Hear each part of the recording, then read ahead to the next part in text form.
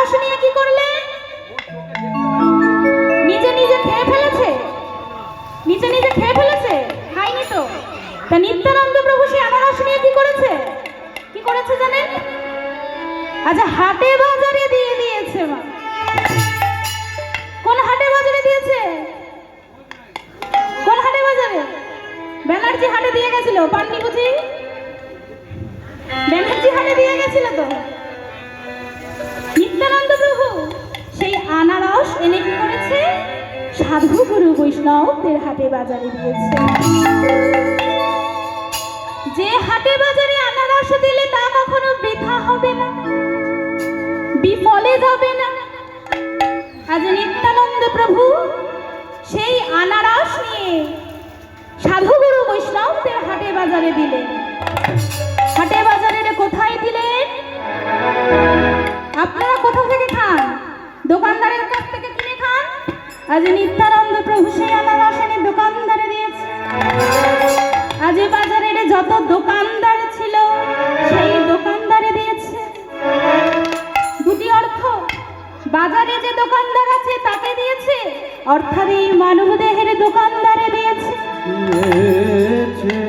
নিত্যানন্দ প্রভু সেই আনারস এনে দিলেন মানব দেহের দোকানদারে, বদনে বলিবার তরে।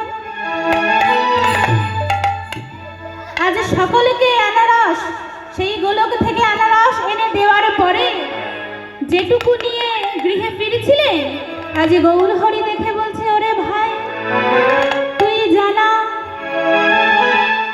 আজ যে রসটুকু এনেছিস তা নিয়ে জানা।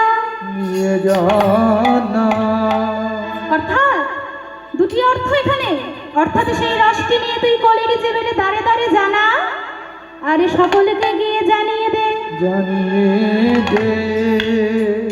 আজ নিত্যানন্দ প্রভু গৌর হরির কথা মতন বেরিয়েছে কলির জেবেরে দাঁড়ে দাঁড়ে সেই আনারস নিয়ে। আজ নিতাই যারে দেখে তারে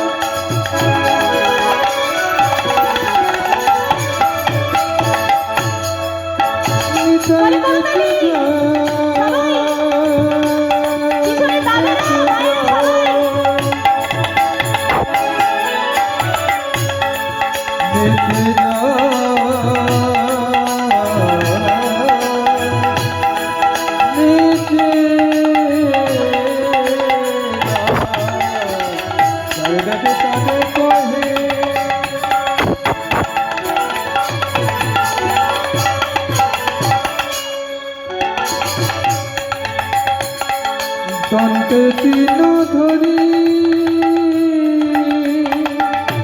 আমারে কি নিয়ালো বল গৌর হরি।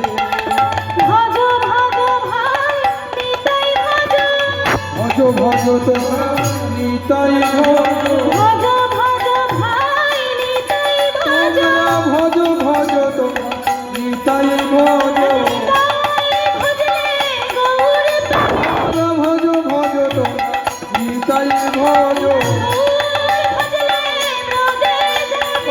ভজ ভজ তোমরা নিতাই ভজ, ভজ ভজ তোমরা নিতাই